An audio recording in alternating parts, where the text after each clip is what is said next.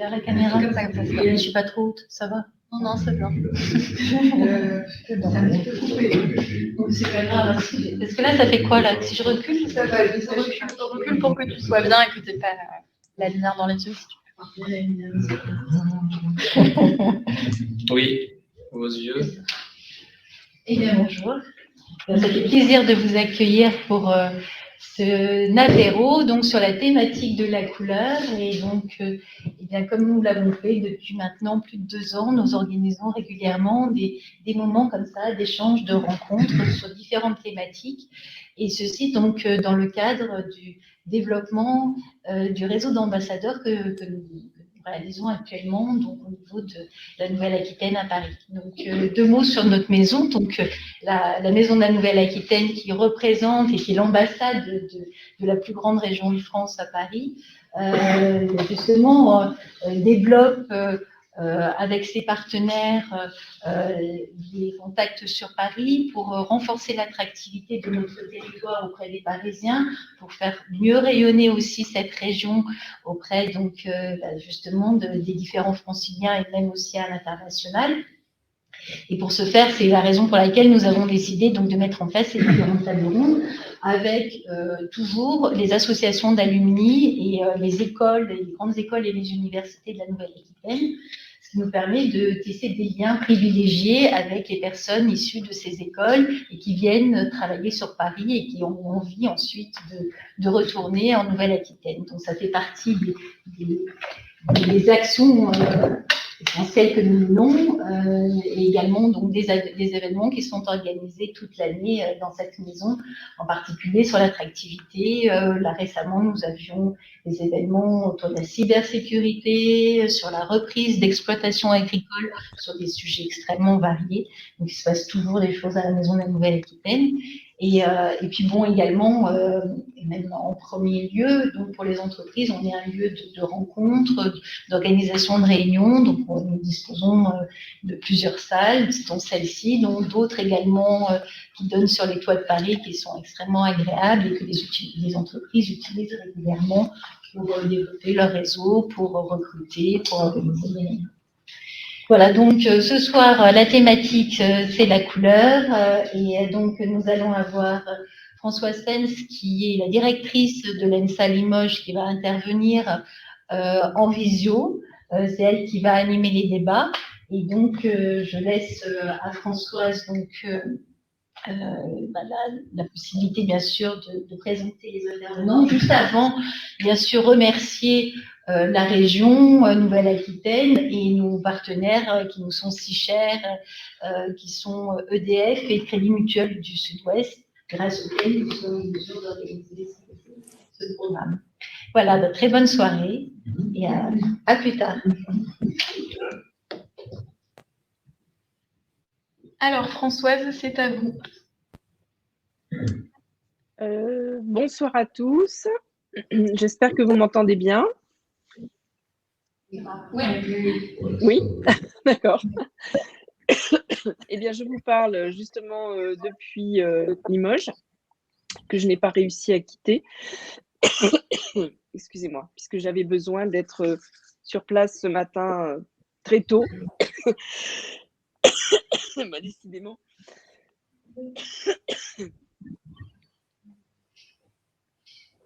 Voilà. Donc, c'est pas le Covid qui m'a retenue à Limoges, mais c'est plutôt donc une réunion qui commence de bonne heure demain matin, comme je vous le disais.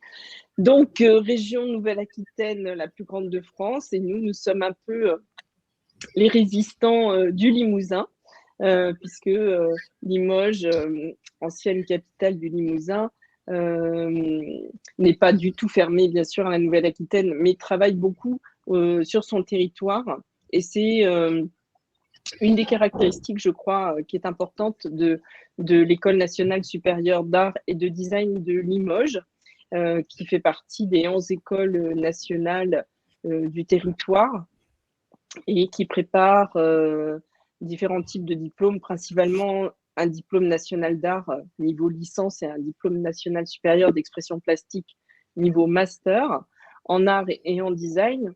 Et les étudiants qui rejoignent cette école la rejoignent, pas uniquement, mais la rejoignent pour beaucoup, pour venir profiter des ateliers qui sont vraiment un atout absolument incontestable de l'école, puisque nous avons la chance d'avoir des ateliers très grands, mais surtout très bien équipés et qui offrent la possibilité de travailler avec des professionnels qui accompagnent nos étudiants durant toute leur scolarité, donc durant leurs 5 ans de scolarité pour ceux qui vont suivre le cursus en entier.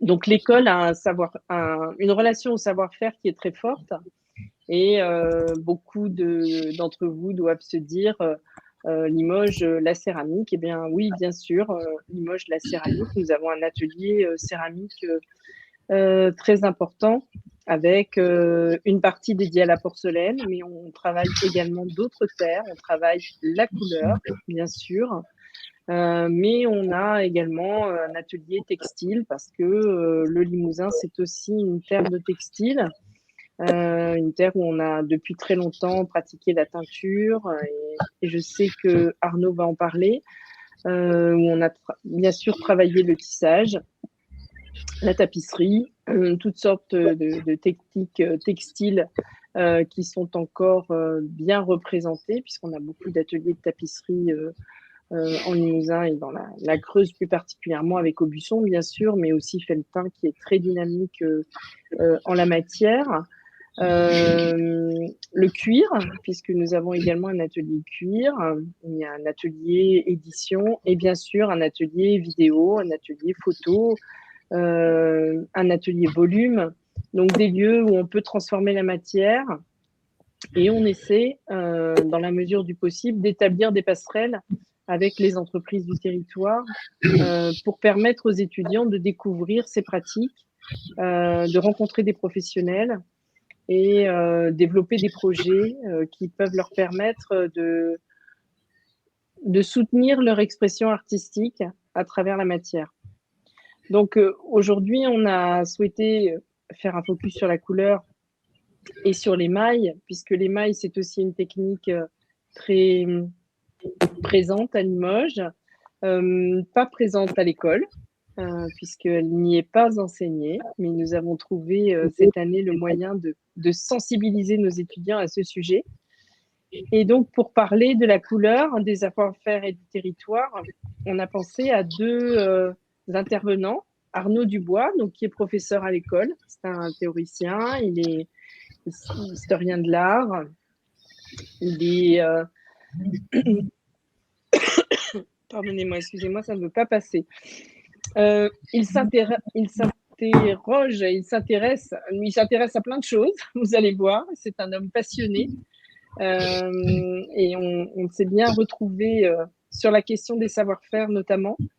Et il a apporté à l'école des projets vraiment très intéressants qui combinent à la fois toute une réflexion autour de la couleur et une réflexion autour du développement durable aussi. Et donc, il a une démarche vraiment très intéressante et il va vous en expliquer bien évidemment le contenu.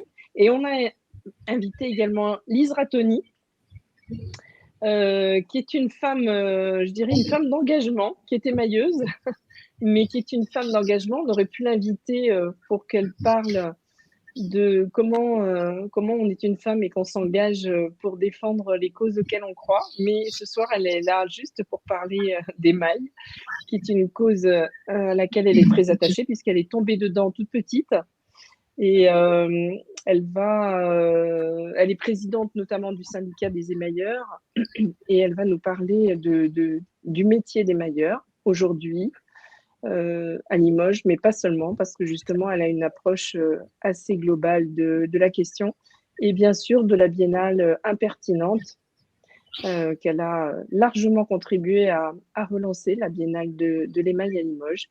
Et elle va nous dire tout ça. Donc là, je vais passer la parole à Arnaud Dubois pour ne pas être trop bavarde et essayer de retrouver ma voix entre-temps. Et puis, on essaiera de vous raconter un petit peu comment on essaye de tisser tout ça au sein de l'école, la couleur, les savoir-faire, le territoire et les mailles. Donc Arnaud, je te passe la parole. Merci Françoise.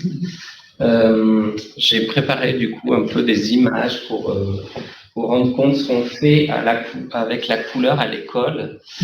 Donc, comme l'a dit François, ça fait 2 ans et demi que j'ai été recruté comme enseignant. Et ma spécialité, donc, c'est l'anthropologie de la couleur en tant que chercheur.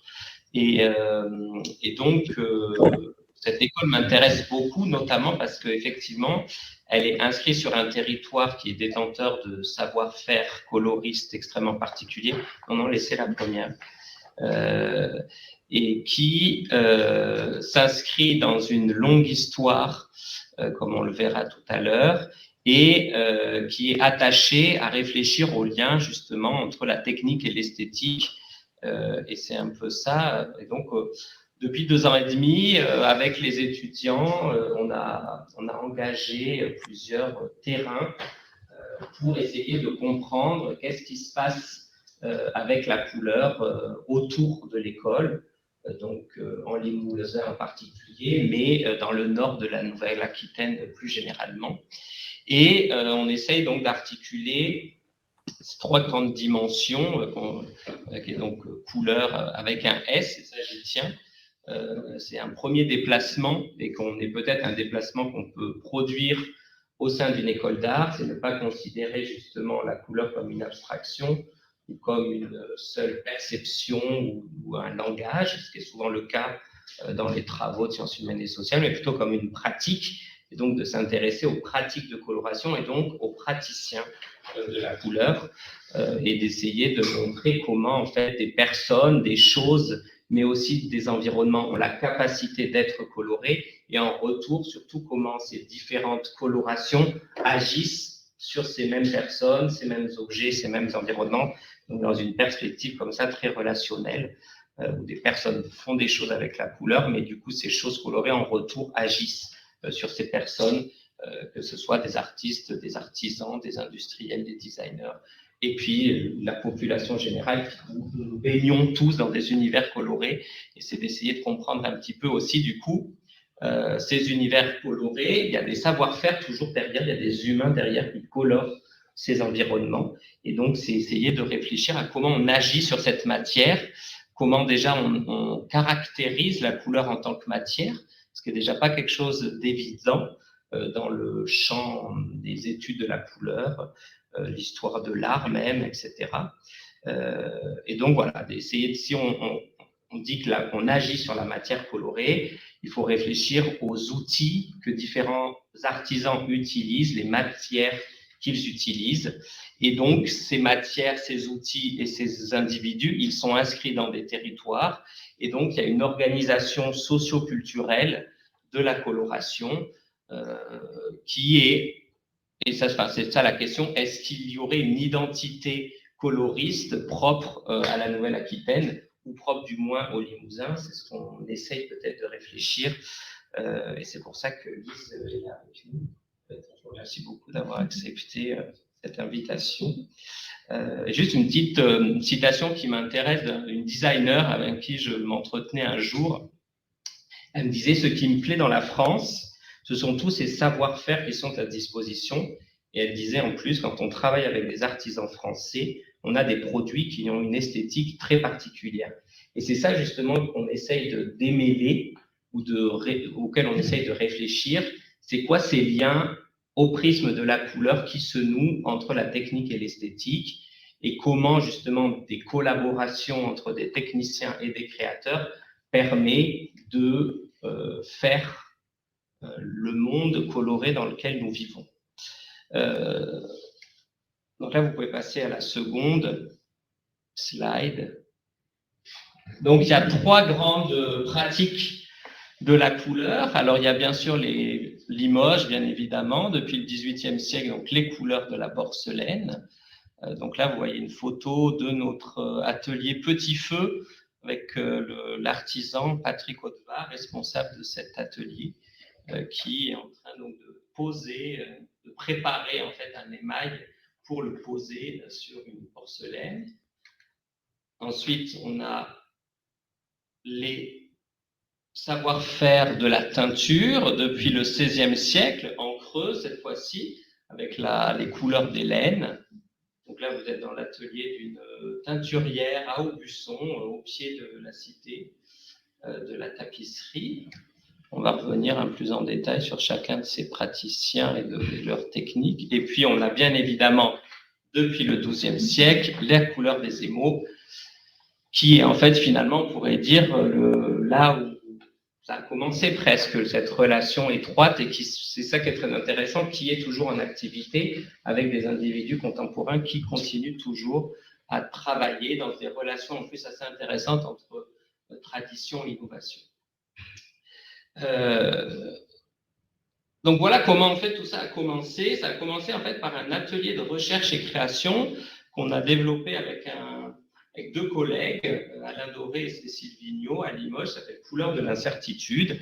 Et on a commencé donc à entendre les techniciens des ateliers de l'école et qui nous parlent de leur relation qu'ils développent avec la couleur. Et voilà ce qu'a pu me dire donc la responsable de l'atelier Terre, alors qu'elle nous montrait, donc vous voyez, des échantillons gouachés, des émaux sur métaux, des cahiers remplis de recettes de couleurs. Elle disait, ces gouaches, on me les a envoyées de Paris. Ce sont les couleurs que la directrice artistique a convenues avec le designer. Moi, mon job, c'est de les transposer en émail. Elle montrait une teinte précise qu'elle qualifiait comme une couleur, et je la cite, avec du peps. Puis elle nous expliquait qu'avec les possibilités des colorants céramiques contemporains, ce n'est pas évident d'obtenir cette teinte. C'est là où je vais la citer. La céramique a ses limites par rapport à la gouache. Car en termes de plomb, aujourd'hui, on ne peut plus avoir ce que l'on veut. En termes de cadmium, on ne peut plus avoir ce que l'on veut. Il y a des couleurs que l'on faisait il y a 10 ans et qu'aujourd'hui, on ne peut plus faire. On est limité dans la palette de couleurs. Puis elle explique que en plus de cette contrainte de la matière, et ça ne va pas revenir, ces couleurs céramiques, ces émaux, il faut les cuire. Et qu'en fonction des essais de température, des temps de cuisson et tout un tas de trucs, qu'elle n'explique pas bien évidemment, comme les artisans ont tendance à le faire, il va falloir qu'elle réussisse à ce que la couleur, là je la cite encore, soit évidemment pile-poil, car le directeur artistique, toutes ces considérations techniques, il n'en a à peu près rien à cirer. Lui, ce qu'il veut, c'est son rendu final. Donc là, elle nous expliquait, en fait, notre responsable donc, de l'atelier céramique, elle est ingénieure, diplômée donc, de l'ENSI à Limoges. Elle a travaillé en fait, pendant 9 ans dans une entreprise du luxe pour caractériser des nouveaux émaux pour une nouvelle gamme de bijoux qui était en train de monter cette industrielle du luxe.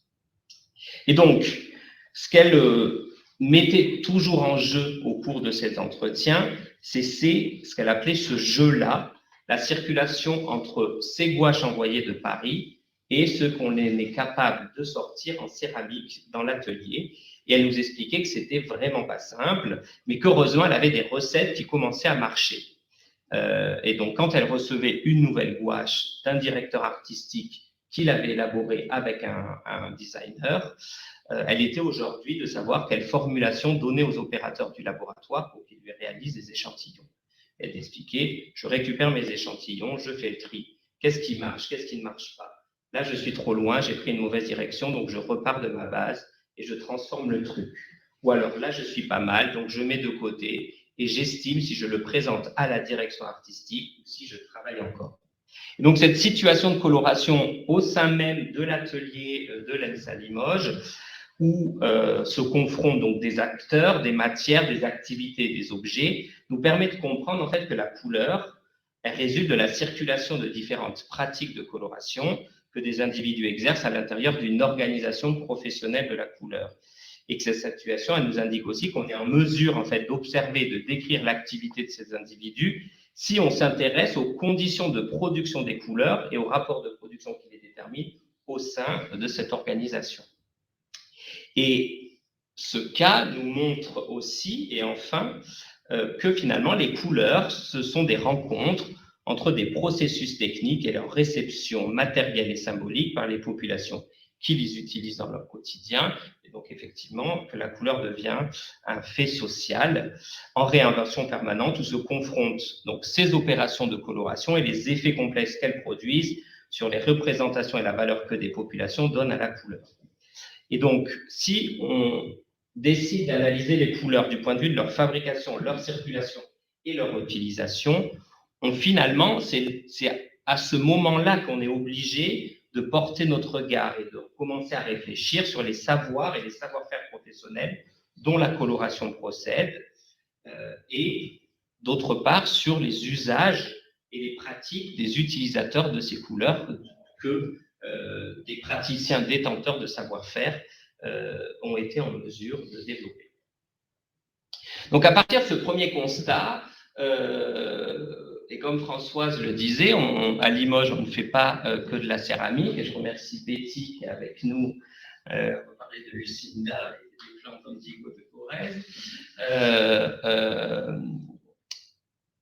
Il y a l'atelier textile et l'atelier de teinture adjacent à l'atelier textile ont été remontés au même moment aussi où je suis arrivé, et donc on a aussi décidé, à côté de ces couleurs du feu et ces couleurs cuites, de développer tout un travail sur ces couleurs teintes, et donc du feu passer à la question de l'eau et la couleur de l'humidité, avec tous ces rapports aussi extrêmement intéressants justement à l'environnement, et comment ça induit un certain type de travail. Et on a pour ça en fait eu la chance d'obtenir un projet financé par le ministère de la Culture qui s'appelle Promoculture et qui vise en fait à réintroduire des pratiques bio-régionalistes de la coloration avec la création sur le parc, dans le parc de plus d'1 hectare de l'école d'art de Limoges, d'un jardin pour planter des plantes à couleurs qui ensuite pourront être transformées et utilisées dans les ateliers de l'école. Et à partir de là, en fait, on a commencé à regarder et à essayer de comprendre qu'est-ce que c'est que l'organisation socio-culturelle de la couleur factoriale en Nouvelle-Aquitaine, et d'essayer d'observer et de collaborer donc depuis des agriculteurs qui, à gauche ici dans les Deux-Sèvres, grâce donc au CRIT horticole de Rochefort. Le CRIT horticole, c'est un centre de recherche et d'innovation et de transfert technologique en horticulture qui a été monté par Anne de la Sayette en 1989 et qui, depuis 20 ans, en fait, a réintroduit la production avec les agriculteurs de plantes sectoriales. On est aussi donc allé en Corrèze où Lucinda, donc avec la collaboration d'une designer artiste teinturière, je ne sais pas comment tu te définis, mais une artiste de l'indigo introduit la culture du Polygonum tinctorium, donc japonais, en Corrèze. Et on essaye de comprendre, en fait, c'est qui ces acteurs des savoir-faire coloristes. Donc, c'est bien évidemment les agriculteurs. Ensuite, ce sont des chimistes, vous voyez, qui récupèrent, par exemple, ici, des racines de garance à Rochefort et qui en font, en fait, dans le laboratoire, le transforment en colorant avec, là encore, des étapes, différents acteurs, des réductions, et ils permettent ensuite, la seconde, la prochaine, si ça... Voilà, excusez le réseau. Du coup, de la plante, ils en font un colorant pour la teinture, et ici, sur la gauche, ils en font donc un compost. Donc, à gauche, vous avez un colorant de garance, et à gauche, vous avez un compost d'indigo. Les deux sont des colorants pour faire de la teinture, et à partir duquel, c'est à ce moment-là, qu'on est donc en mesure ensuite, une fois qu'on a un colorant, d'aller voir des teinturiers pour essayer de comprendre comment on peut colorer un textile, un écheveau particulièrement, vu qu'on est ici dans la Creuse de l'Aisne, à partir d'un colorant. Donc ici, la filature Fonty en Creuse, qui justement qui a une EPV, une entreprise du patrimoine vivant, depuis la fin du 19e siècle, installée à Ounia, au fin fond de la Creuse, et qui justement est en train de développer un partenariat avec le CRIT horticole de Rochefort pour passer en teinture naturelle. Voilà. Et qui donc à comprendre les différentes étapes aussi de comment d'un écheveau, enfin même de la laine brute, on en fait en fait un fil, et de ce fil on en fait un écheveau qu'on teint, et on en fait après, enfin voilà, toute la... C'est vraiment de comprendre la complexité en fait de cette organisation technique de la couleur. Et de là, donc il y a ces teinturiers, mais il y a aussi d'autres teinturiers, notamment cette teinturière qui a la spécificité de ne teindre qu'à façon. Donc, en fait, c'est les lissiers d'Aubusson qui viennent la voir, et ils arrivent avec des gammes, des écheveaux anciens ou des gouaches dont ils ne trouvent pas de correspondants dans les références qu'ils peuvent avoir sur le marché, et elle leur teint à façon. Et donc, vous voyez, ce qui est très intéressant, c'est à l'œil, elle prend quelques pincées de poudre colorante, et puis elle les met dans sa cuve, et puis elle teint à façon et à l'œil pour les lissiers d'Aubusson, pour les manufactures du coup. Donc voilà, et donc on passe ensuite, une fois qu'on a un écheveau teint, ah oui, non, et puis là on a aussi bien évidemment le volet de comment toujours dans ce va-et-vient permanent entre l'extérieur, le territoire, et puis les étudiants, comment on réintroduit aussi ces pratiques à l'école, et on apprend à nos étudiants à teindre ici, donc de la teinture naturelle. Et une fois donc on a maintenant ces écheveaux teints, comment avec des cartonniers, la relation qui s'établit là encore une fois avec les chapelets. Donc ces chapelets qui sont cette technique si particulière propre au lissier, qui est donc d'associer à une gouache issue d'un carton un chapelet d'écheveaux teints qui permet ensuite de produire des gammes de fils à partir desquels ils vont commencer le tissage de la tapisserie. Donc, vous voyez, à chaque fois, en fait, c'est des nouveaux acteurs, des nouveaux savoir-faire, des nouvelles pratiques, des nouveaux lieux de production. Et en fait, c'est d'essayer aussi de montrer comment les objets, on est obligé de les comprendre dans leur complexité, les objets colorés, et d'aller et de suivre pas à pas la multitude de tous ces savoir-faire. Et c'est pour montrer justement comment aussi ça a fait société. C'est parce qu'en fait, il y a différents individus organisés ensemble dans des relations extrêmement complexes. Donc voilà, ensuite, avec tous ces fils, il peut se mettre à tisser, ici à la cité de la tapisserie d'Aubusson, là chez Pinton, une manufacture privée de Felletin.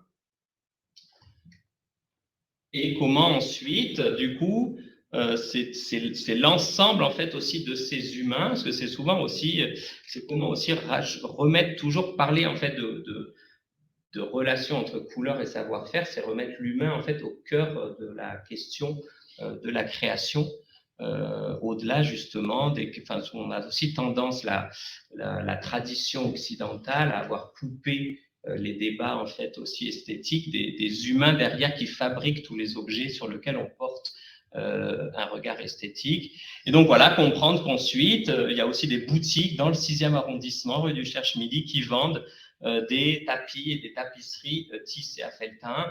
On a des tapisseries qui sont exposées dans un musée, en l'occurrence ici, la cité de la tapisserie. Mais on a aussi des artistes contemporains qui utilisent ces mêmes fils que des cartonniers ou des lissiers peuvent utiliser pour eux en faire des œuvres d'art contemporain. Donc ici, vous avez des laines de chez Fonty qui permettent de réaliser des installations d'art contemporain. Donc ici, une des 13e variations des lises de Cécile Barre, et on collabore du coup aussi avec les artistes, et on va organiser l'an prochain une exposition de Cécile Barre dans cette question de le dialogue qu'elle est en train de développer avec les savoir-faire justement du Limousin. Et en fait, l'idée, c'est de montrer aussi à nos étudiants, mais aussi finalement aux individus plus vastes, que les dispositions émotionnelles en fait qu'on a individuellement avec des couleurs et le rapport émotionnel, esthétique, sensible qu'on peut avoir avec les couleurs. Il est le fruit, en fait, de l'intégralité de toutes ces personnes qui travaillent en communauté dans des territoires au sein, justement, de pratiques de coloration. Et donc, je vais peut-être m'arrêter là pour faire ça pose du coup, vous imaginez bien, c'est ça, c'est que ça pose la question de la transmission des savoirs coloristes et comment du coup, toutes ces personnes, elles deviennent en fait les personnes qu'elles sont et elles engagent leur vie à dédier à la couleur et elles passent justement 40, 50, 60 ans à faire des couleurs dans différents lieux de production de la couleur.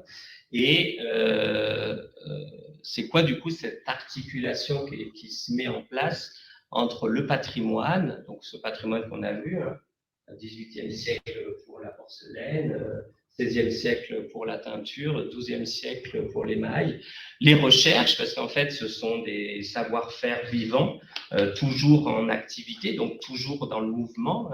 C'est pas la reproduction comme ça les émaux d'aujourd'hui, c'est pas les émaux de l'œuvre de Limoges du XIIe siècle.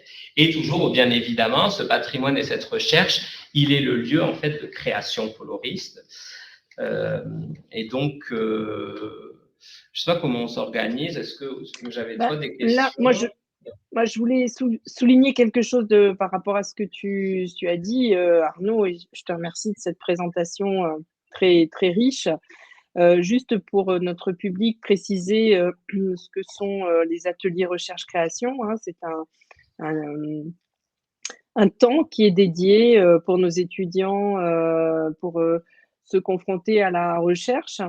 Et donc, c'est quelque chose de propre aux écoles d'art. Et ce qui est intéressant dans ce travail sur la couleur, c'est ce va-et-vient que vous arrivez à faire entre les savoir-faire, la matière, les matières et l'expression de nos étudiants. C'est-à-dire qu'à travers ces ateliers recherche-création, les étudiants, tout en développant leur propre expression, trouvent dans ces lieux de recherche la façon de soutenir leur expression. Et c'est particulièrement vrai, bien sûr, pour la céramique, le textile tel que tu l'as présenté, mais tu as cité d'ailleurs tout à l'heure Alain Doré, qui intervient plus particulièrement sur les questions de peinture. Et donc, c'est aussi un sujet dont les peintres peuvent s'emparer. Donc, c'est vraiment un sujet qui est très transversal. Et ce que je trouve particulièrement intéressant, c'est de voir, comme tu l'as bien montré, que le territoire fournit un réseau assez dense de professionnels à des échelles très différentes, que ce soit une teinturière indépendante ou des structures plus importantes comme la Manufacture Conti.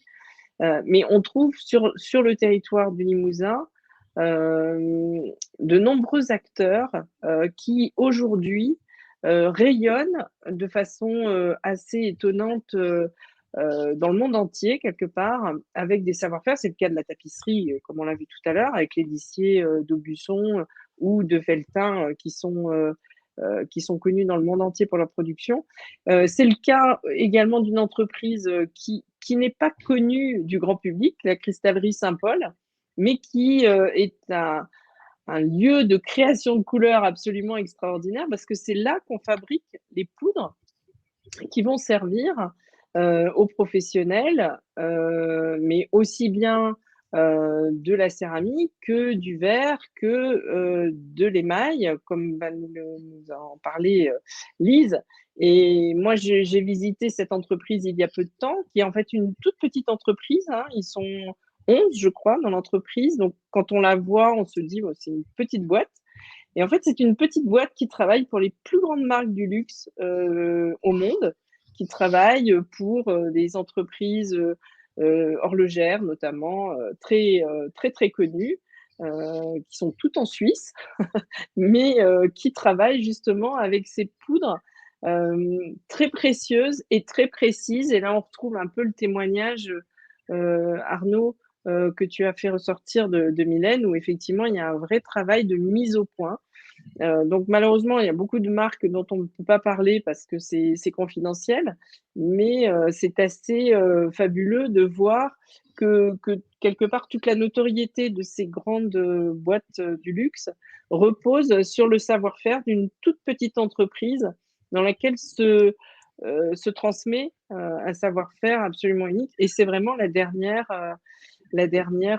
cristallerie de ce type, ce que tu vas nous confirmer sans doute, Lise, puisque je pense que là, ça nous fait une transition avec les mailles tout à fait trouvée. Et je pense que tu peux rebondir. La slide après.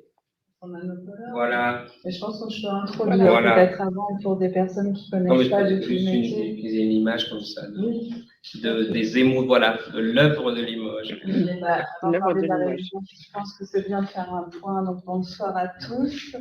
Merci de votre présence. Je suis Lise Ratoni, émailleuse d'art sur métal à Limoges depuis 15 ans. C'est assez jeune, je suis émailleur. Et donc j'ai repris le syndicat des émailleurs français, qui est un organisme presque centenaire à Limoges, qui a été créé par des émailleurs limogeaux. J'ai repris pour défendre un métier qui est malheureusement peu connu ou mal connu. Je vais voir si vous connaissez bien ce qu'on est en train de parler ce soir. Est-ce que vous connaissez notre métier qui est nommé émailleur à Limoges? Est-ce que vous savez de quoi on parle?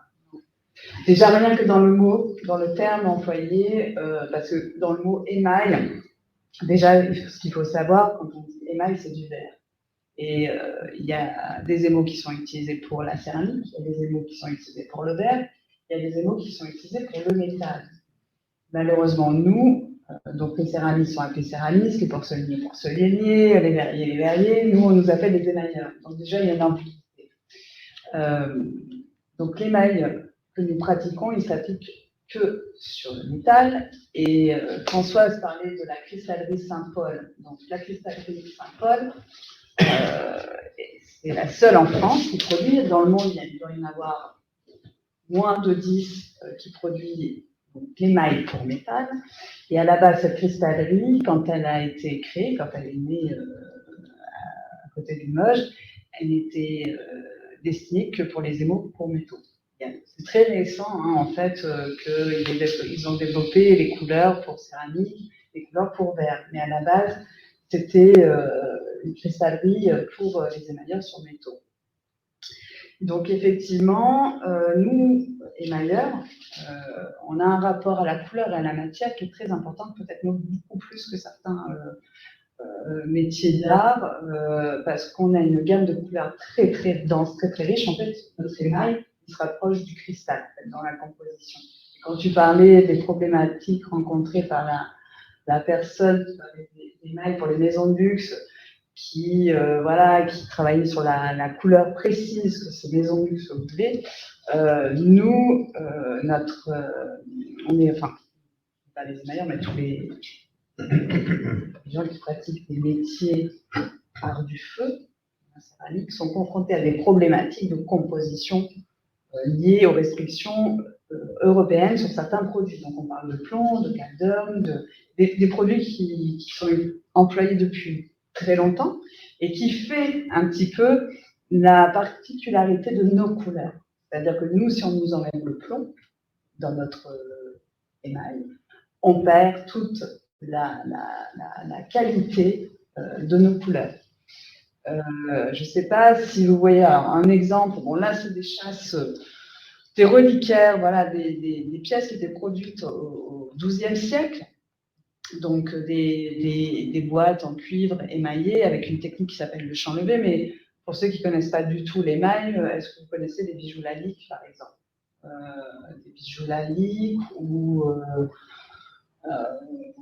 bracelets Hermès aussi. J'essaie de vous trouver les montres, les quartiers, les horloges. Enfin bon, c'est très divers, mais j'essaye de trouver à ce que vous puissiez visualiser correctement de quoi on parle. Donc, pour revenir sur cette problématique de couleur, et nous, notre rapport à la couleur dans l'atelier, c'est que notre émail, s'il n'a pas de ces produits, le plomb, on n'a pas cette profondeur, cette luminosité qui va faire toute la caractéristique de couleur. Bref. Au-delà de ça, de la qualité de la matière, c'est que de la couleur avec ces produits, c'est que on a un temps de préparation très important avant l'application de nos émaux sur nos métaux. Et en tant que praticien, c'est très important. Quand on va à la cristallerie, on achète ces émaux-là, parce qu'aujourd'hui on ne les fabrique plus, alors qu'à une époque on les fabriquait. On n'a plus l'autorisation de le faire, mais on pourrait. On a un gros travail de nettoyage, de finition en fonction de ce qu'on veut rendre comme rendu. On rebroie. Alors, cet émail, il y a une notion qui est très importante, c'est que nous, cet émail, on l'achète sous forme de poudre, du verre. Donc, il y a un gros travail de nettoyage, de broyage, de préparation en amont, avant l'application. Et la notion aussi avec le feu, au moment où on applique l'émail, on va le cuire parce qu'il y a une vitrification sur le métal. C'est très important aussi. Le feu va jouer en fonction de la couleur, en fonction de si on l'a bien nettoyé ou pas. Il y a vraiment tout notre savoir-faire, il est tourné autour effectivement de la qualité de la couleur, de la qualité de la matière et la manière dont on va le cuire. Il y a vraiment, j'ai une collègue Emmanuel qui est sur la salle, qui est dans la salle aussi. C'est vraiment un rapport très important en termes même de finition. Pour moi, c'est très compliqué de vous expliquer parce que pour des gens qui ne connaissent pas ou peu notre savoir-faire, c'est difficile de se projeter dans ce que je dis, tout en n'ayant pas de modèle. Mais ce qu'il faut aussi savoir, c'est qu'on a de multitudes de modes opératoires, en fait. On a plusieurs étapes pour qu'il y ait une pièce finie, et à chaque fois, on a des processus liés à la non-altération de la couleur en fonction des cuissons aussi. Donc, tu veux peut-être parler maintenant, rebondir sur la résidence qu'on a fait. Oui. En fait, l'histoire, c'est qu'on a été rencontrés dans l'école l'ENSA de Limoges pour résumer avec le syndicat, justement pour redonner de la visibilité à ce savoir-faire. On a travaillé sur plusieurs actions et dont la relance d'un grand événement à Limoges autour de ce métier-là, qui comprend une douzaine d'expositions avec différentes thématiques patrimoniales, art contemporain, métiers d'art, ateliers, workshops. Il y a la photographie. On a la chance d'avoir Sophie Zénon avec qui on a travaillé, qui est un photographe qui a capté, qui a été rencontré les émailleurs en France et qui a capté toute la particularité de notre métier au travers des ateliers. Voilà, il y a beaucoup de champs explorés dans cet événement et donc on a été voir l'ENSA en proposant de travailler sur la question de l'émail. Donc ils nous ont proposé de rencontrer Arnaud qui a eu tout de suite une idée fabuleuse de faire travailler les étudiants de l'ENSA avec les étudiants de l'école métier d'art AFPI qui forment les CAP émailleurs et de travailler sur la couleur et le support. Et donc, je te laisse rebondir et je reprendrai certainement. Non, mais c'est juste cette idée que pour qu'un savoir-faire aussi ancien mais reste vivant, qui est la problématique, en plus, vous êtes au patrimoine culturel immatériel, c'est qu'en fait, il faut qu'il soit pratiqué, parce que s'il n'est pas pratiqué, en une génération, le savoir-faire disparaît. Donc, c'est souvent des transmissions intergénérationnelles. Et donc, pour que le savoir-faire perdure, il faut que des jeunes découvrent ces savoir-faire. Et l'idée, c'est pas non plus, justement, c'est pas de cantonner l'émail dans un métier d'art ou une technique, c'est de l'ouvrir aussi à des enjeux de la création contemporaine en art et en design. Et donc, l'idée, c'était effectivement de faire rencontrer 10 étudiants, nous, qui se forment donc à l'art et au design de l'ENSA, et 10 étudiants en formation professionnelle, parce que l'AFPI donc de Limoges est le seul lieu de formation professionnelle à l'émail existant aujourd'hui en France, et de les faire rencontrer ceux qui se rencontrent autour des émossoyers, donc les émaux là que vous voyez au centre de la table, qui ont été donc rebroyés, repurifiés. C'est pour ça qu'ils sont dans des pots et qu'ils sont dans l'eau. On n'est pas sur de la couleur liquide, on n'est pas sur de la peinture, on est vraiment sur une matière sableuse. Et donc on mélange ces couleurs avec de l'eau pour les nettoyer. Et ce n'est pas des couleurs qui se mélangent. On a des transparents, des opaques. Ce n'est pas des couleurs qui se mélangent, ce n'est pas miscible en fait. Donc c'est intéressant de voir et de parler aussi, hein, parce que souvent on parle de la couleur, ça se mélange, le jaune, le bleu, ça donne du vert, enfin, et là pas du tout. Donc on est une approche intéressante. Ce qu'il faut souligner dans l'intention qu'on a eue à travers ce workshop aussi, c'est que effectivement l'émail est enseigné uniquement de façon, dans son côté métier d'art, quoi, de pratique de la technique, et c'est une technique qui est très rarement présentée au sein de l'école d'art. Et il y a eu des périodes quand même assez extraordinaires dans l'histoire de l'art où on a connu des grands artistes qui se sont emparés de ces techniques sur des pièces de forme. Et ça, c'est une époque qui est un peu pas révolue, puisqu'il y a des gens comme Lise qui soutiennent ce type d'expression, mais c'est quand même quelque chose qui est peu connu. Et donc l'idée, c'était de donner l'occasion aussi à nos étudiants de découvrir, toujours autour de ce principe de couleur, puisque le workshop s'est appelé Nanocolor, de découvrir une pratique qui n'est pas dispensée à l'école, mais pour leur ouvrir un petit peu des horizons sur les possibilités qu'ils pourraient avoir en travaillant cette technique, soit par eux-mêmes, soit en travaillant avec des professionnels qui la maîtrisent quand même un peu mieux, puisque là, on était vraiment dans l'initiation. Mais je pense qu'il y a eu de belles découvertes et de belles rencontres aussi, hein. Nos étudiants, ils se sont bien mélangés et bien associés. Enfin, je pense que vous pouvez raconter ça, parce que c'était chouette. Oui, ce qui était intéressant, effectivement. Alors pour nous, et d'ailleurs, on ne comprend pas qu'à Limoges, on n'est pas de section, par exemple, à l'école des Beaux-Arts, aucun reproche française, hein, mais justement, on est ravis que tu sois arrivé à l'école des Beaux-Arts, parce que c'est un savoir-faire qui existe depuis le XIIe siècle à Limoges.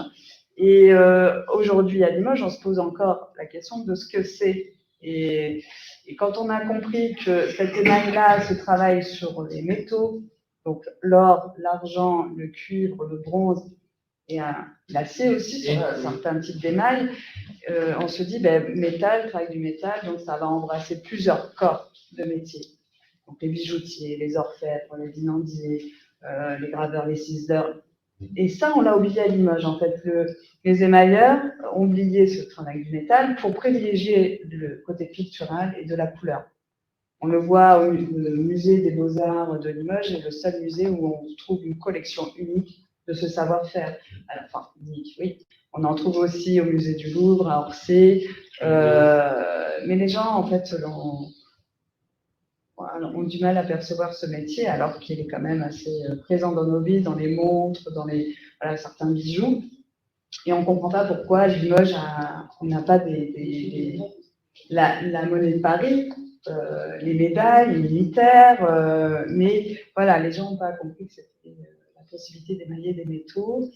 Et je pense que l'ENSA, avec cette résidence aussi, c'est intéressant que les étudiants ne touche pas que à la céramique, on voit que c'est sur du métal, donc ça ne réagit pas pareil. Enfin, le travail, le toucher, et ça peut donner des idées, des perspectives justement à l'école d'art, de s'approprier ce savoir-faire en ayant compris qu'en fait, il y avait de multiples possibilités de champs qui n'ont pas été abordés. Et là, l'événement, je reviens sur l'événement où on a des expositions internationales, où on a invité des artistes internationaux, et là, on se rend compte qu'à l'étranger, parce que ça se pratique partout dans le monde, hein, à l'étranger, on n'a pas du tout le même rapport qu'en France avec ce savoir-faire. Et la notion de la couleur, parce qu'il y a l'émail, mais il y a aussi le métal qui est utilisé dessous, qui va réagir aussi avec la couleur et la matière dessus. Et je crois qu'on l'a beaucoup plus que dans la céramique, ou même dans le verre, c'est que le spectre des couleurs est beaucoup plus intense, de par les techniques multiples, de par les couleurs, la variation de couleurs importante. Voilà, une petite parenthèse. Non, mais ce qui était aussi l'enjeu, c'était quand même aussi de faire se rencontrer des étudiants en fait d'une même génération, mais qui sont engagés tous deux dans des pratiques créatives, mais qui l'abordent de façon différente. Et on a justement à l'AFPI plus via la technique, et nous à l'ENSA Limoges justement il y a un rapport à la technique parfois complexe. Voilà, les étudiants, on ne forme pas en fait des techniciens, en fait, on les forme à aucune technique, et finalement on les forme aussi à toutes les techniques selon le projet en fait qu'ils développent. Et l'idée en fait c'était ça, c'était surtout de les faire en fait, vous voyez, travailler ensemble et de faire des binômes et ils se transmettent chacun en fait aussi leur savoir-faire, parce que les artistes sont aussi détenteurs de savoir-faire. Et c'était ça, en fait, aussi l'idée, c'était de faire sortir nos étudiants d'un rapport, justement, que des fois, parfois, au projet, à l'intention, à la création, et de faire sortir aussi les étudiants de l'AFPI que d'un rapport à l'émail via la technique, la maîtrise d'un savoir-faire et inscrit, justement, avec des traditions de pratique. Et donc l'idée, si vous pouvez vous faire passer encore les photos, mademoiselle, merci. C'est de vraiment, voilà, c'était qui produisent ensemble une seule pièce qui est le fruit en fait d'une interaction entre la technique et l'esthétique qui permet de comprendre que c'est ça en fait aussi la couleur en fait, c'est d'être en mesure de combiner ces deux dimensions-là. Alors, il y a une question qui nous est posée, à laquelle je vais apporter des éléments de réponse, mais je pense que c'est intéressant aussi que Carnot et Élise s'expriment dessus. Par rapport à Hélène demande s'il y a une frontière entre art et artisanat, ou tout du moins les étudiants le ressentent-ils comme tel? Cela pose-t-il question plastiquement? Donc, c'est un peu la bouteille à l'encre depuis de nombreuses années, parce que effectivement, il y a toujours en France, on a toujours établi une hiérarchie assez forte entre l'art et les savoir-faire, entre l'art et les métiers d'art, qui figurent toujours comme une sorte de parent pauvre de l'expression artistique. C'est lié aussi à l'enseignement tel qu'il a pu être pratiqué en France depuis très longtemps et qui a scindé l'art et les métiers d'art dans deux voies d'enseignement différents. Je pense que ce qui est intéressant, c'est que justement à l'école, à l'ENSA Limoges, on n'est pas là pour en faire des céramistes qui pourraient aller travailler directement dans une manufacture ou à terme des émailleurs si un jour on réintroduit cet enseignement dans l'école. Mais moi, j'aime bien le format qu'on a trouvé. Là, je trouve que c'est encore plus ouvert et encore plus intéressant. Mais bref, on n'est pas là pour en faire des techniciens comme on peut le faire dans des écoles d'art appliqué, par exemple. Nous, on est là pour leur enseigner les bases d'un savoir-faire qui vont leur permettre de s'exprimer artistiquement, plastiquement. Donc, en fait, on n'est pas là pour rechercher l'excellence du savoir-faire, comme on l'entend beaucoup dire aujourd'hui, l'excellence des métiers d'art, l'excellence du geste. Nous, ce qui est intéressant, c'est qu'eux s'approprient les gestes à leur façon, mais qu'avant tout, ils puissent s'exprimer à travers la céramique, à travers le textile, parfois en mélangeant les moyens d'expression ou en trouvant leur façon de transformer la technique de la manière la plus adaptée à leur expression. C'est quand même notre objectif prioritaire. Alors, je ne sais pas, Arnaud, comment tu peux rebondir là-dessus, si tu as des choses complémentaires à dire. Il y a Chiara aussi, notre directrice des études, qui voulait prendre la parole après. Arnaud, Lise, qu'est-ce que vous pensez de cette fusion ou pas des savoir-faire et de l'art? Ce que je pourrais dire d'un point de vue de l'histoire de l'art, c'est qu'il y a tout ça est une histoire assez récente. Le terme même d'artisanat dans le 19e siècle et la montée en puissance de l'industrie. Enfin, les mots arrivent en fait aussi quand il y a des besoins de distinguer les choses. Mais bon, c'est tout ça, c'est la techné, hein, c'est de la technique, c'est la transformation du monde par la matière, etc. En revanche, ce qui se passe quand même, et c'est en ça que Limoges aussi, Limoges a jamais, enfin c'est l'une des écoles d'art qui a jamais coupé son lien avec les ateliers et qui a toujours conservé justement une articulation assez forte entre l'art et la technique.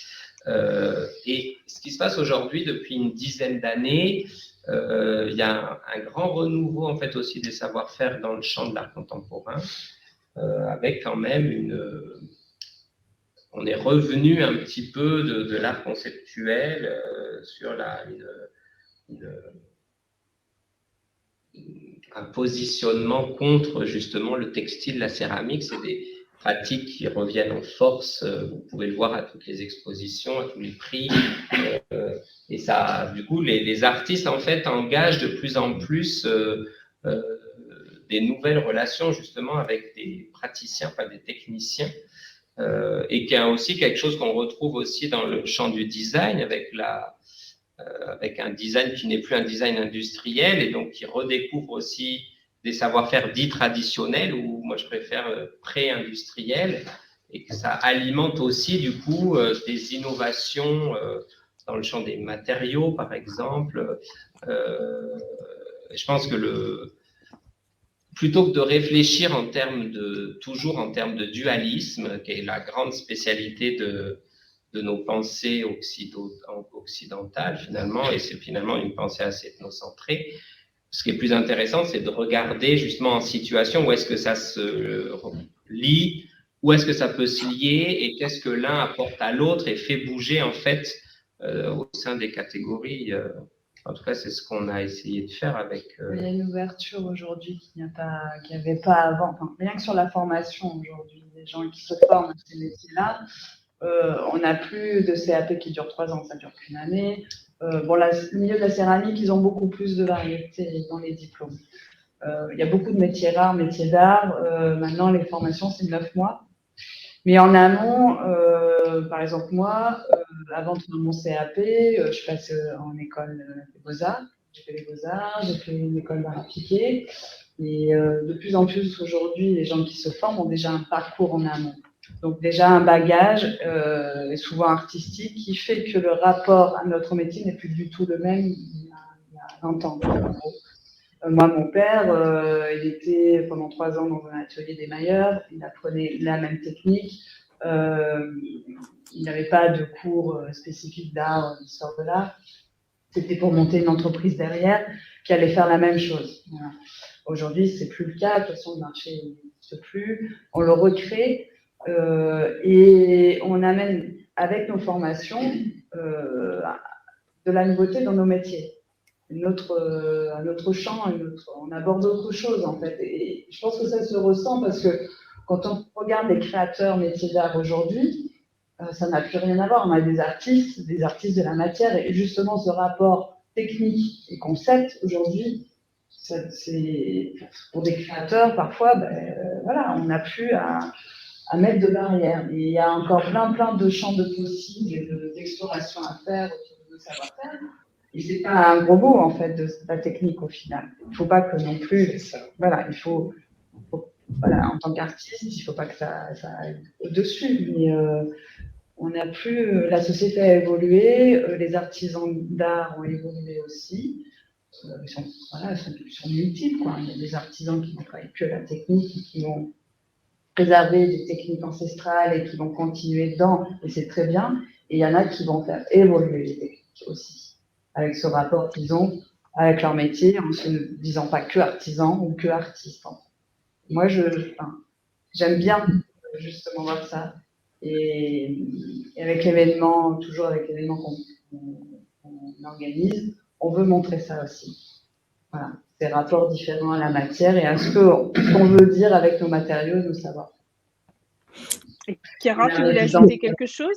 Oui, effectivement, j'avais envie de rebondir sur ce questionnement qui voilà, qui nous interroge sur la proximité entre les démarches de l'art contemporain, du design et des savoir-faire, en citant vraiment le début de la conférence d'Arnaud Dubois, car il nous avait dit que ces pratiques agissent sur nous, et je trouve ça très intéressant parce que c'est cette action justement du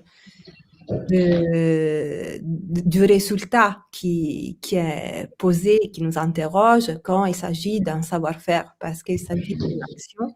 Eh bien, l'art contemporain nous apprend à regarder l'œuvre pas en tant qu'objet, jamais en tant que produit, mais toujours en tant que processus. Et je trouve que ces savoir-faire, en tout cas, la manière que vous avez eue d'en rendre compte et cette dynamique de recherche-création, c'est ça qui fait.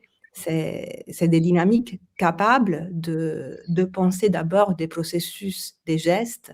Et dans ces gestes, il y a quelque chose qui agit sur nous, pour reprendre encore une fois cette expression.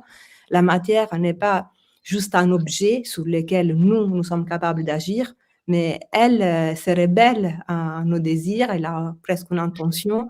Et nous avons vu comment le territoire peut agir sur une couleur par son humidité, par des éléments, par ses plis. Et bien, effectivement, c'est tout un ensemble que vous avez permis de découvrir où l'art, le design et les savoir-faire vont converger.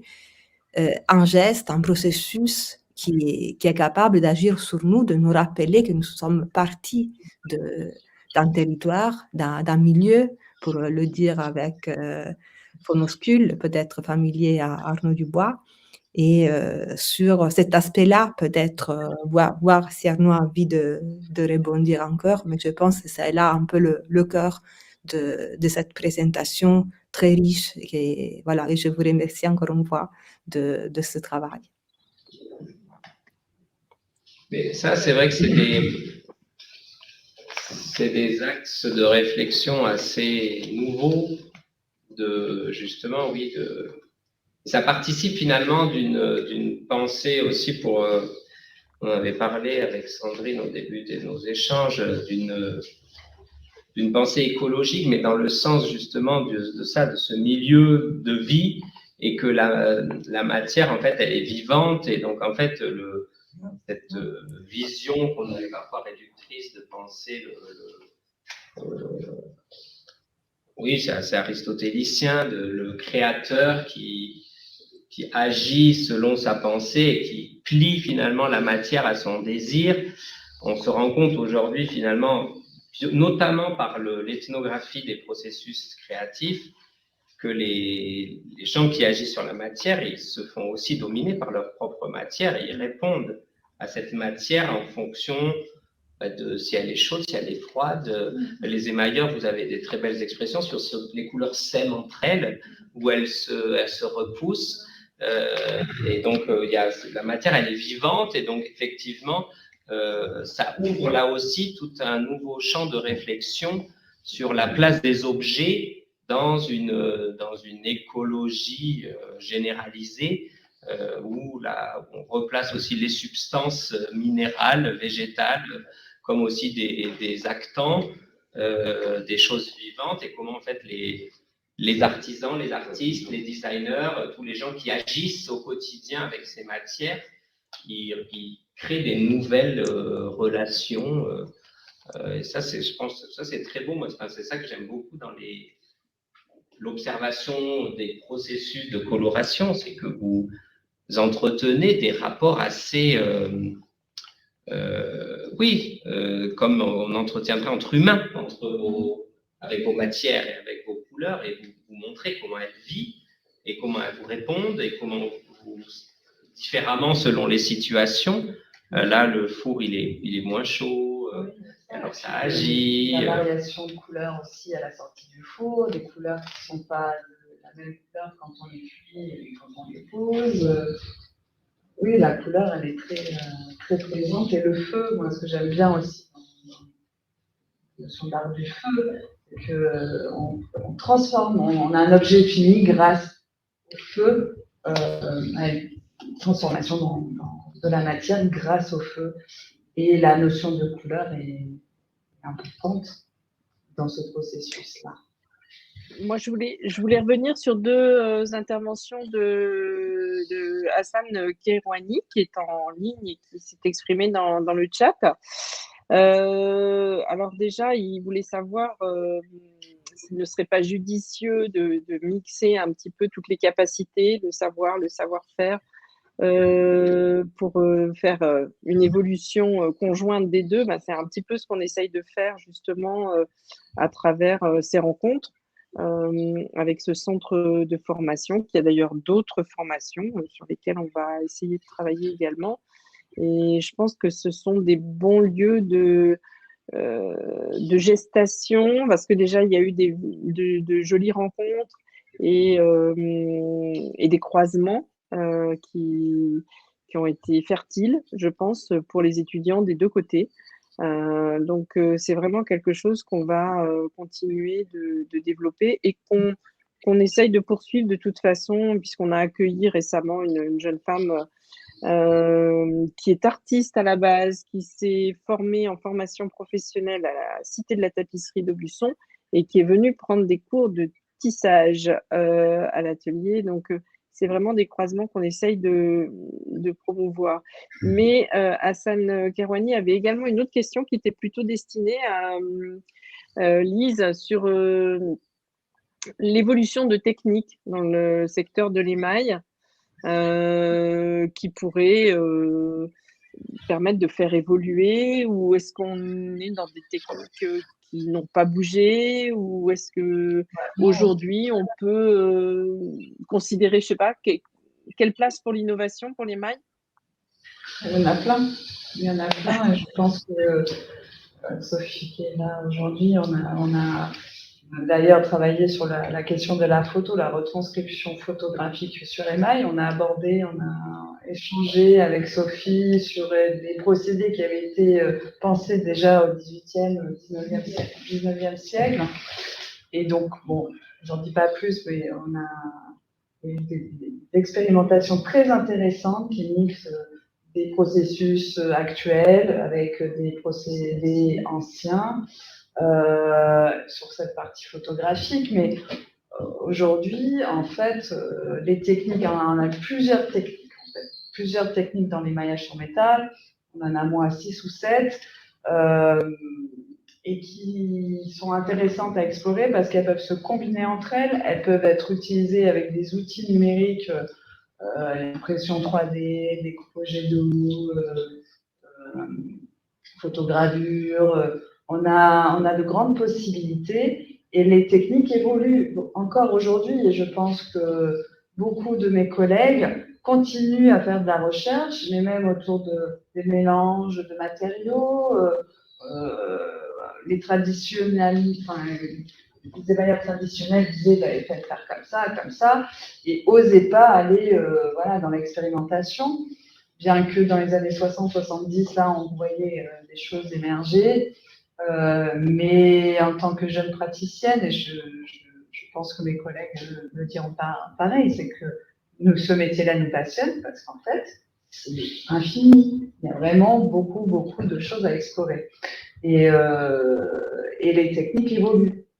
Et on est une génération qui se permet de faire évoluer ces techniques, parce que pendant très longtemps, on nous disait non, c'est comme ça, et pas autrement. Et depuis 15 ans, 20 ans, voilà, ça évolue, et on voit des productions nouvelles.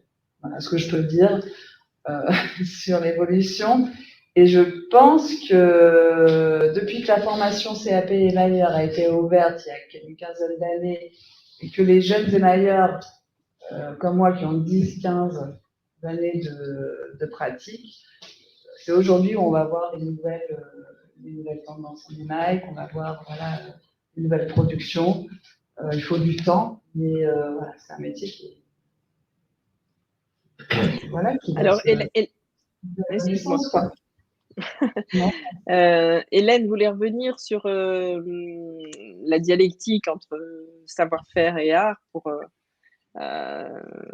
s'assurer, dirons-nous, que l'une nourrit l'autre et que de ce fait, c'est ce dialogue permanent entre les deux qui donne naissance à la création. Pour moi, c'est quelque chose de tout à fait évident et que c'est cette magie qui va donner naissance à la création, puisque de toute façon, il y a quand même toujours une interaction de l'artiste avec une transformation de matière.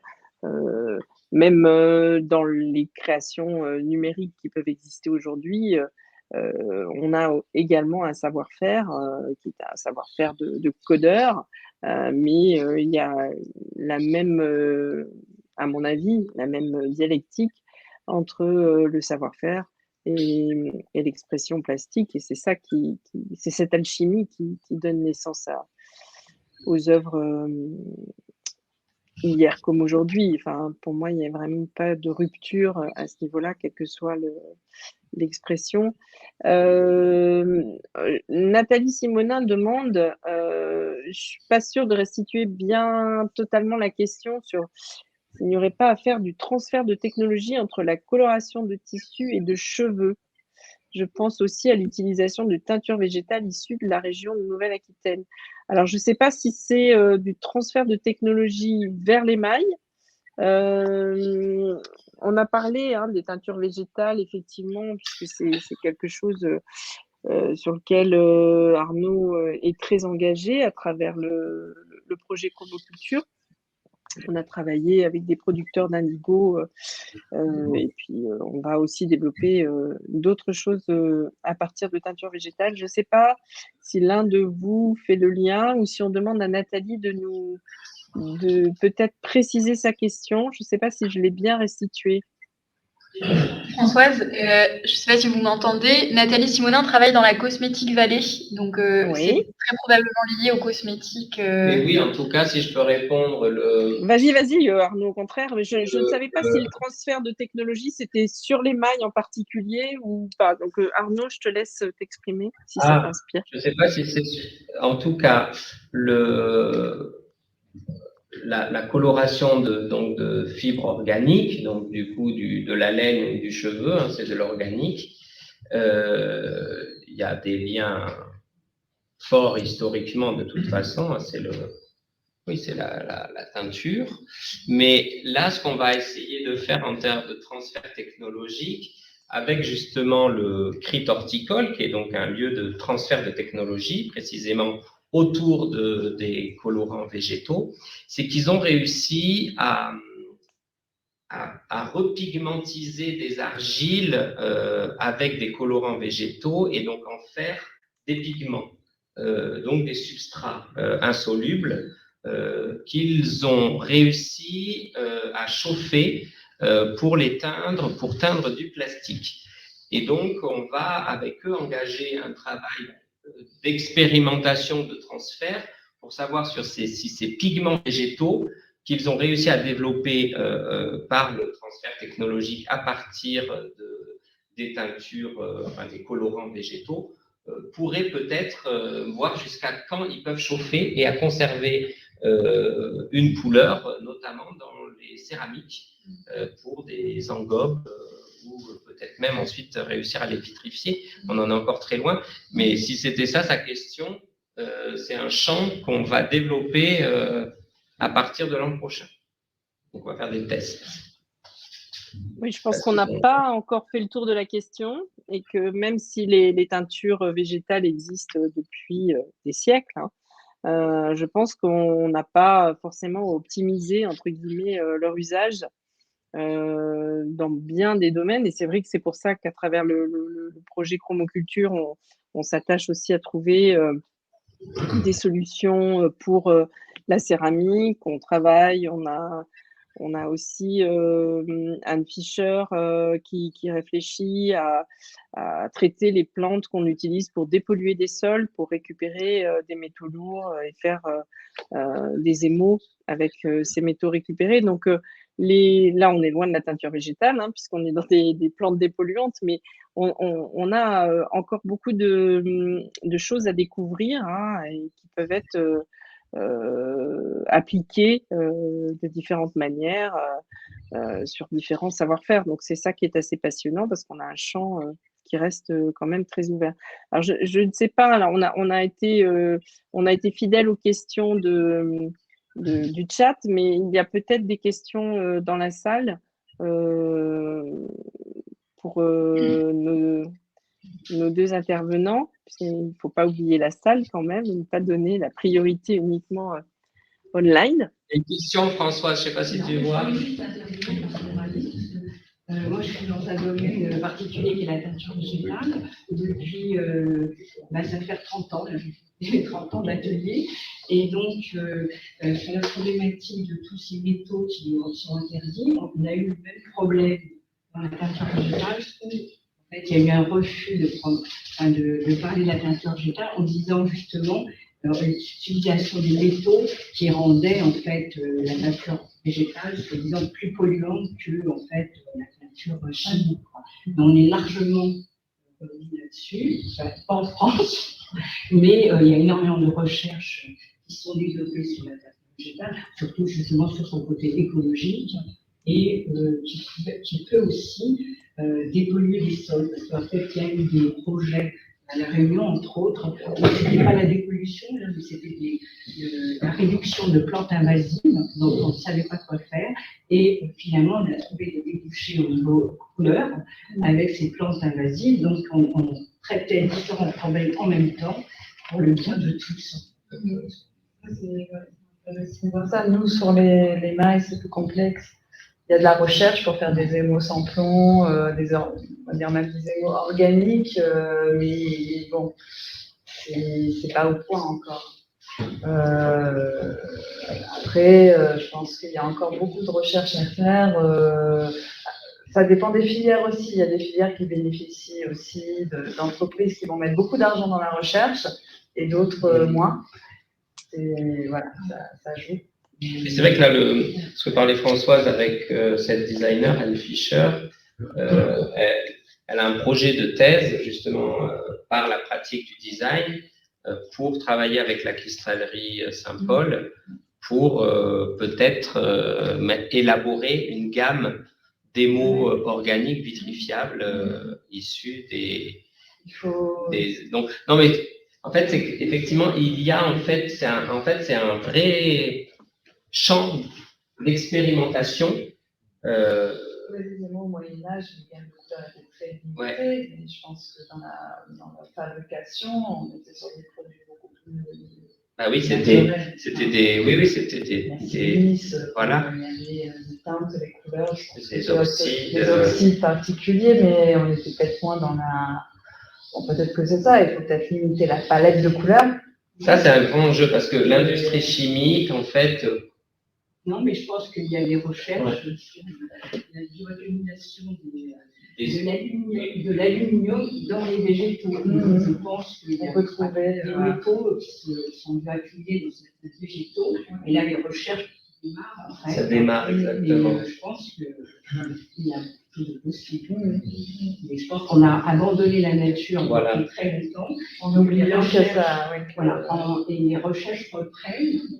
Je vois même, parce que le problème de la teinture végétale, c'est surtout le problème du mordançage, c'est-à-dire la fixation des couleurs sur les tissus, où on utilise des métaux. Et là, en fait, la recherche se dirige sur tout ce qui est tanin, donc des produits qui sont végétaux, qui sont absolument exceptionnels par rapport à la tenue des couleurs sur la lumière et sur les lavages, et qui sont extrêmement bonnes pour en fait la peau aussi. Donc on est gagnant sur toute la longueur. Donc je pense que dans les émaux, il y a sûrement au moins des plantes accumulatrices de composants nécessaires. C'est vrai que l'industrie, depuis L'évolution de l'industrie a fait perdre beaucoup de connaissances. 1856, le premier brevet d'un colorant synthétique. Ah oui, mais ben, à force, on a perdu des connaissances et je pense que c'est important aujourd'hui qu'on continue à se battre parce que même d'ordre sur les questions éco-responsables, écologiques et d'avenir, ces métiers ont plus d'avenir justement que l'industrie à un moment donné parce qu'on n'y arrivera plus et de rechercher, de retrouver ces connaissances nous permettra de continuer à pervivre ces savoir-faire. J'en suis convaincue. Et, ouais. Il y a beaucoup d'entreprises aujourd'hui qui se posent ces questions et de start-up qui se lancent dans la recherche aussi de création de couleurs. Je pense à la start-up Pili qui travaille uniquement sur des couleurs biosourcées.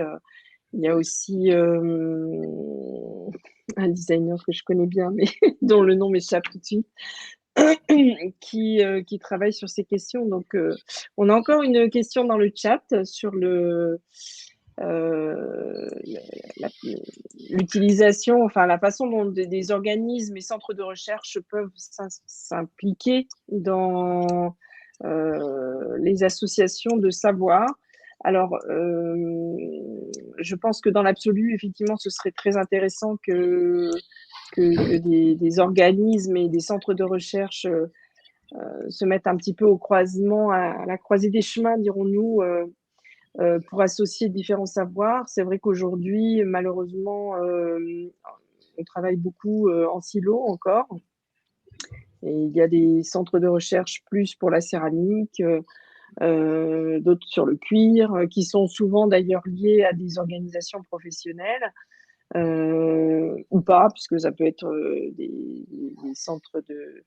des centres de recherche tout simplement. Mais oui, aujourd'hui, malheureusement, on a peu de lieux qui offrent des croisements dans les pratiques et dans les savoir-faire, les technologies. C'est quand même un petit peu cloisonné. J'ai retrouvé le nom du designer, il s'agit de Tony Jouanneau de l'atelier Symbiosis qui travaille effectivement lui il est carrément sur de l'endoblissement textile uniquement à partir d'interactions de micro-organismes. Il reproduit la technique du dévoré avec des petits micro-organismes et ça marche aussi bien et c'est beaucoup moins toxique. Donc aujourd'hui, on a la chance d'avoir beaucoup de créateurs qui sont investis dans ce type de recherche et qui ont envie de faire évoluer aussi les pratiques artisanales et voire industrielles, puisque l'objectif de l'entreprise Pili, c'est vraiment de développer des couleurs pour un usage industriel, parce que c'est souvent le reproche qui est fait dans les pratiques qu'on attend aujourd'hui, notamment dans la teinture végétale. On reproche souvent le manque de vivacité des couleurs. Alors, il faut trouver des alternatives aujourd'hui pour satisfaire les consommateurs et éventuellement même des pratiques qui dépassent largement celles de l'artisanat.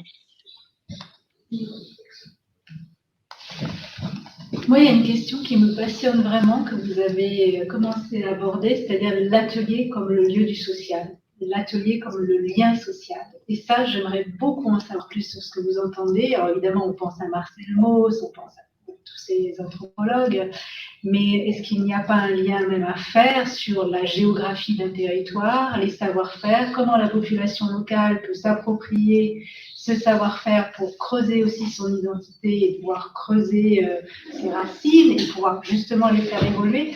Donc voilà, si vous avez des conseils de lecture, par exemple, ça m'intéresse énormément sur ce sujet, parce que je pense qu'il y a beaucoup à chercher de ce côté-là aussi, en fait. Mais en fait, c'est parce que, effectivement, parler de Marcel Mauss, c'est que c'est profondément un projet anthropologique qui, du coup, effectivement, demande de comprendre comment, par les savoir-faire et par les pratiques, les techniques, les arts au pluriel, moi j'aime bien mettre les choses plutôt au pluriel, on crée des identités.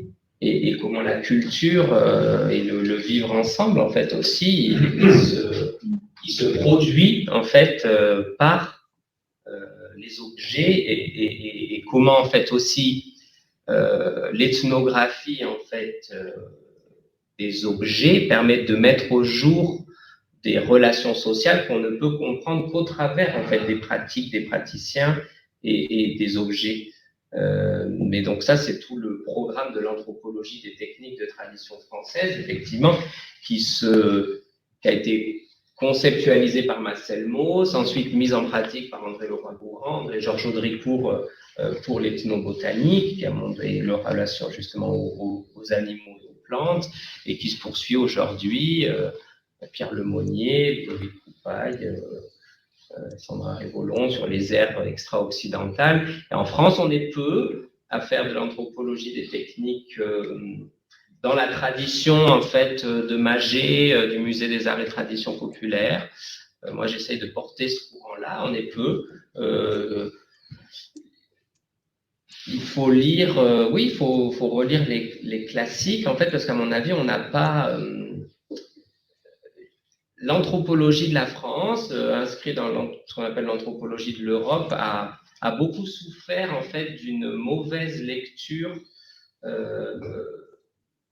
ce qu'on appelait l'anthropologie métropolitaine, qu'on a pensé longtemps liée à Vichy. Et avec justement ce qu'un anthropologue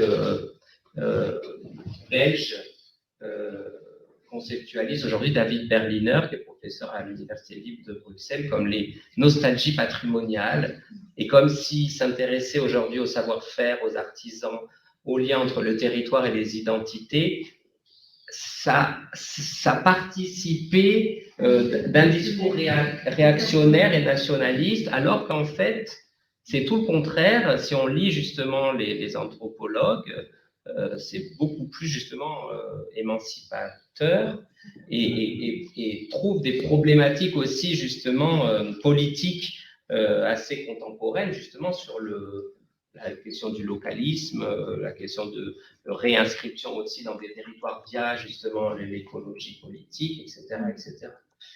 Donc il y a à la fois justement un besoin en fait historiographique, en fait de relecture de penseurs qu'on a catalogués dans les années 50, au moment aussi beaucoup du développement de l'anthropologie urbaine, qui a complètement délaissé en fait aussi la ruralité. Donc bon, la bibliographie est assez mince, hein, je vous avoue.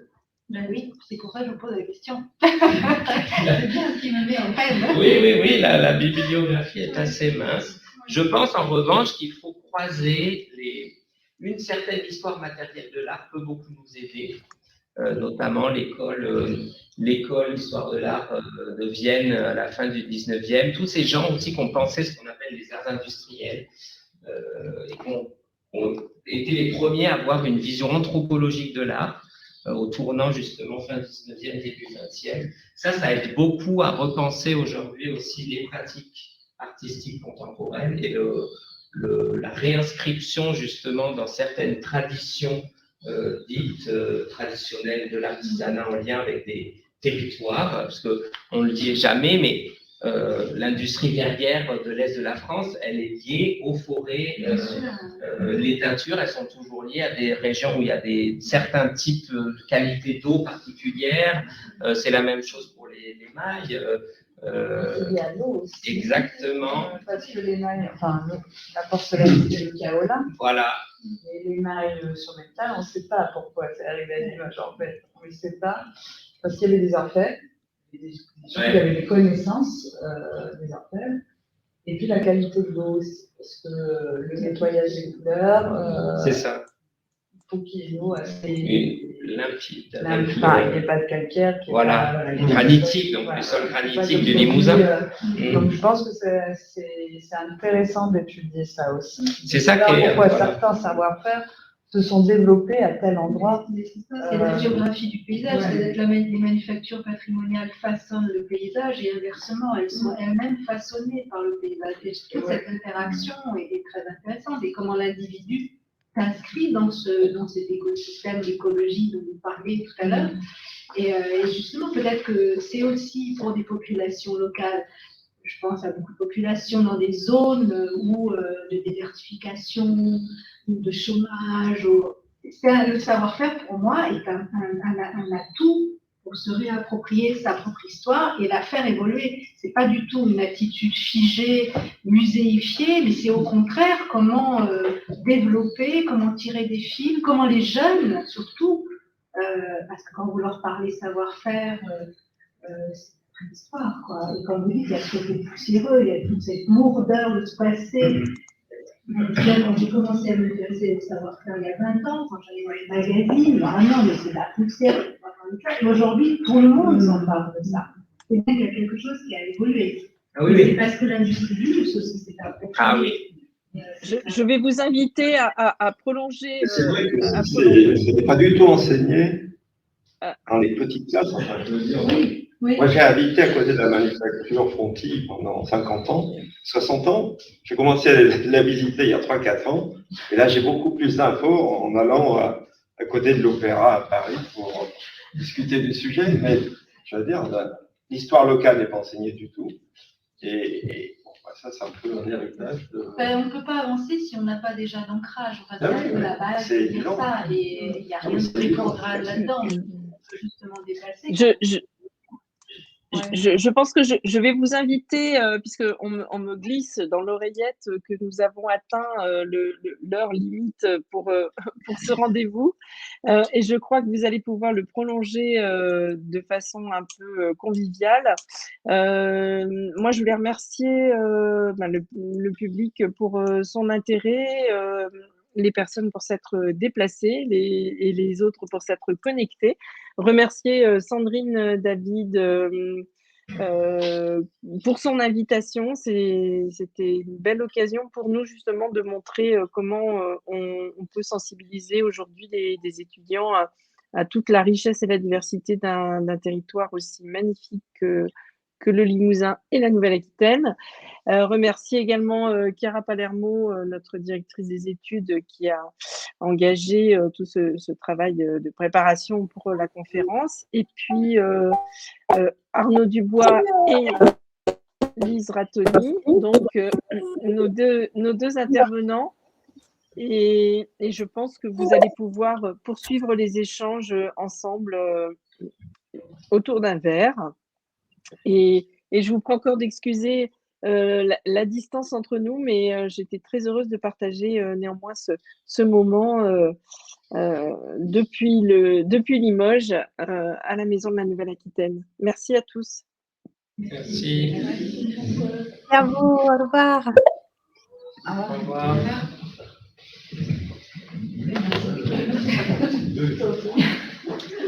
Merci d'être venu, oui. Oui, et Élise pourrait peut-être rappeler les dates d'Impertinente, hein, parce que franchement, c'est un événement à ne pas manquer pour les Parisiens. Oui, on n'a jamais des programmes qui sont un peu plus concrets pour vous pour cet événement. Donc l'événement a déjà commencé. En fait, on a proposé une série d'expositions qui va s'étaler jusqu'au mois de novembre.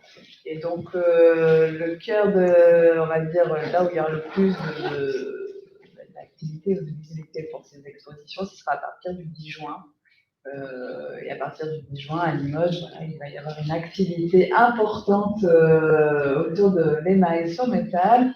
Et je vous invite à venir parce que c'est une douzaine d'expositions donc à Limoges, mais pas que, dans des villes périphériques en fait, hein, Bellac, Solignac, Rochechouart, Saint-Thierry-la-Perche, dans des sites très sympas, avec une histoire aussi liée à l'émail qui est très intéressante. Et je vous invite à venir tout simplement à découvrir ce travail et ce projet que nous portons depuis des années. Je voudrais dire que ce sont les professionnels émailleurs, les jeunes et professionnels émailleurs qui se sont battus pour relancer un événement important, original, un peu, il s'appelle Impertinente, enfin l'événement s'appelle Impertinente, la rencontre émail et métal, justement parce qu'on est une génération qui a envie qu'on ait un autre regard sur notre métier et qu'on projette beaucoup d'avenir aussi, d'évolution de nos pratiques, et on veut que le public comprenne. Et donc, on a proposé un événement très riche, et on espère qu'on aura du monde, surtout. C'est surtout ça. Donc, il y a les programmes en haut.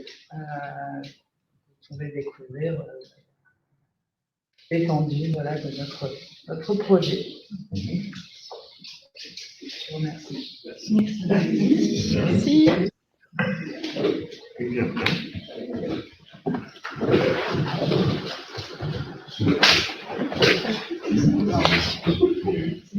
Moi, c'est parce que je ne sais pas si c'est public. Je vous demande ça parce que. Je ne sais pas d'où, parce que j'avais demandé de le changer. C'est juste pas possible publiquement. Pareil, parce que